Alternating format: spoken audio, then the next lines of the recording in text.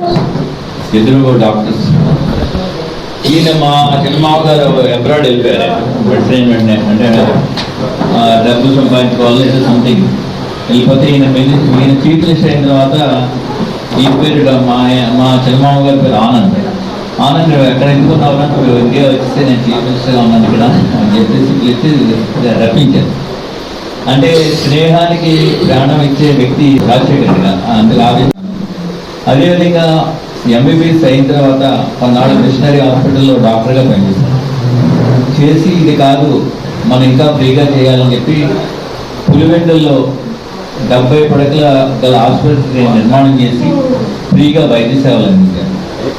ఇది అయిన తర్వాత రాజకీయాల్లో ప్రవేశిస్తే మన సేవలు విస్తృతంగా ఇంకా ప్రజలందరికీ అందించగలం ఈ రాష్ట్ర ప్రజలందరికీ కూడా అని చెప్పి రాజకీయాల్లో ప్రవేశించి కాంగ్రెస్ పార్టీ అధ్యక్షులుగా 2 సార్లు, ముఖ్యమంత్రిగా 2 సార్లు చేసి దురదృష్టవశాత్తు దురదృష్టం కొద్ది ఆయన మనం కోల్పోయాము.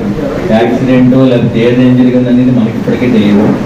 సో అలాంటి మహానేత పుట్టినరోజు జరుపుకోవడం చాలా ఆనందంగా ఉంది. ఇప్పుడు మాట్లాడవలసిందిగా ప్రజల శ్రేయస్సు ఎంత బాగా కోరుతారని నాకు ఉదాహరణ ఏంటంటే ఆరోగ్యశ్రీ. ఈ ఆరోగ్యశ్రీని అన్ని రాష్ట్రాలు ఇంప్లిమెంట్ చేశారు. ఫస్ట్ మనమే చేసాం, రాజశేఖర రెడ్డి గారే చేశారు. తర్వాత వచ్చే ప్రభుత్వాలు ఏనా దాని పేరు మార్చుతారు తప్ప అదే పథకం కొనసాగుతుంది.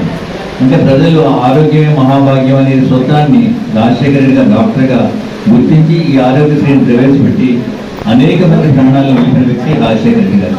అదేవిధంగా ఫీజు రీయింబర్స్మెంట్ పెట్టి బడుగు బలహీన వర్గాలు, మైనారిటీస్ అందరికీ కూడా ఫీజు రీయింబర్స్మెంట్ ఇవ్వడం వల్ల విద్యతోనే ఏదైనా సాధ్యం నిరూపించి ఫీజు రీయింబర్స్మెంట్ పెట్టిన వ్యక్తి తొలిసారిగా పెట్టిన వ్యక్తి రాజశేఖర రెడ్డి గారు.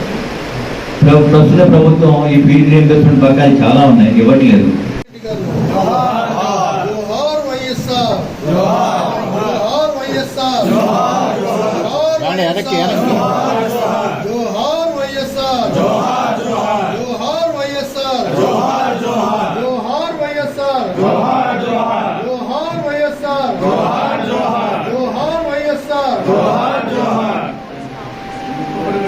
जोहार डॉक्टर वैएसआर, जोहार डॉक्टर वैएसआर, जोहार डॉक्टर वैएसआर।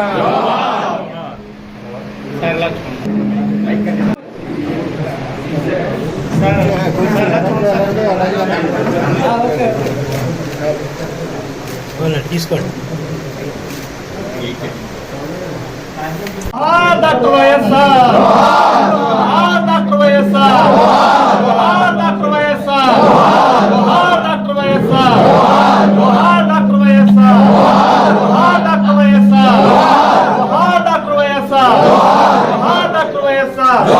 राजस्थान वैएसआर आशयाలను, राजस्थान वैएसआर आशयाలను, राजस्थान वैएसआर आशयाలను, डॉक्टर वैएसआर, डॉक्टर वैएसआर।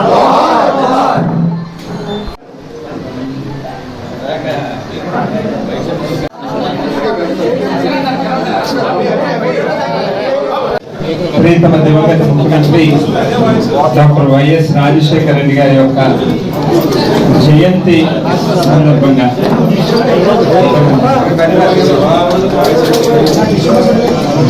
సందర్భంగా డాక్టర్ గూడూరి శ్రీనివాస్ గారి యొక్క ఆధ్వర్యంలో వైఎస్ఆర్ కాంగ్రెస్ పార్టీ శ్రేణులందరినీ కూడా ఒక చోట తీసుకొచ్చి జయంతి కార్యక్రమాలను నిర్వహించడం చాలా సంతోషంగా ఆనందంగా ఉంది.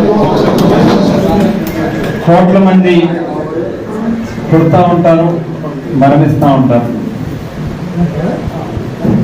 ఈ భూమి మీద. ఎవరైతే వాళ్ళు జన్మించి మళ్ళీ పరలోకానికి ప్రయాణించే లోపు ఆ జీవించినటువంటి కాలంలో 10 మందికి మేలు చేస్తారో వాళ్ళని మాత్రమే భౌతికంగా దూరమైనప్పటికీ కూడా స్మరించుకుంటూ ఉంటాం, జ్ఞాపకం తెచ్చుకుంటూ ఉంటాం, వారి యొక్క ఆశయాల కోసం చర్చించుకుంటాం, మాట్లాడతాం, పనిచేస్తాం. ఆ కోవకు చెందినటువంటి మహానాయకుడే డాక్టర్ వైఎస్ రాజశేఖర రెడ్డి గారు. అలాగా ఏదైతే ఒక పాదయాత్రను చేపట్టి భారతదేశ రాజకీయ చరిత్రనే తిరగరాసినటువంటి ఒక గొప్ప నాయకుడిగా, ప్రజలతో ఎంతగా మమేకం అవ్వచ్చా, వారి యొక్క సమస్యల్ని దగ్గర నుంచి చూసి చలించినటువంటి మనసుతో ముఖ్యమంత్రి అయిన తర్వాత ఈ రాష్ట్రంలో ప్రత్యేకించి ఏ పేదవాడు, ఏ అణగారినటువంటి వర్గాలకు సంబంధించిన వారు కూడా ఇబ్బంది పడకూడదు. పెద్దలు ఆకుల వీర్రాజు గారిని కూడా రావాల్సింది.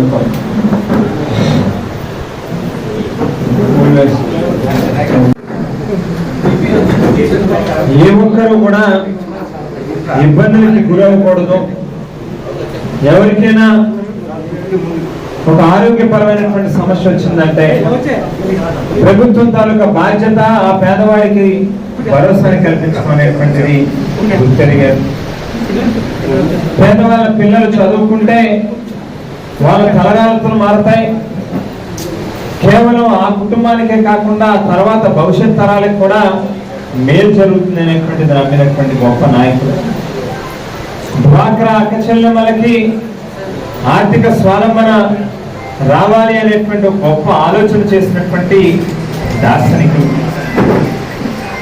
ముఖ్యంగా భారతదేశంలో అత్యధిక శాతం మంది వ్యవసాయం మీద ఆధారపడి జీవిస్తున్నటువంటి తరుణంలో మనకి 5 ఏళ్ళు నోట్లోకి వెళ్తేనే కడుపు నిండుతుంది, మానవ జాతి అనేటువంటిది మనుగడ చెందుతుంది. అటువంటి సేద్యం చేసేటటువంటి రైతులకి ఏ రకమైనటువంటి కష్టం రాకూడదు అని చెప్పి ఆలోచన చేసినటువంటి గొప్ప వ్యక్తి రాజశేఖర రెడ్డి గారు. నాతోనే ఉంటాడని చెప్పినటువంటి నాయకుడు ఇవాళ రాజశేఖర రెడ్డి గారు. అటువంటి నాయకుడి పేరు మీద ఏర్పడినటువంటి పార్టీ మనందరం కూడా మరి ఇవాళ ఆయన జన్మదినోత్సవం జరుపుకోవడం చాలా నిజంగా ఆయన ఆశయాల కోసం మనందరూ కూడా పనిచేయాలని చెప్పి తెలియజేసుకుంటూ జోహార్ వైఎస్ఆర్.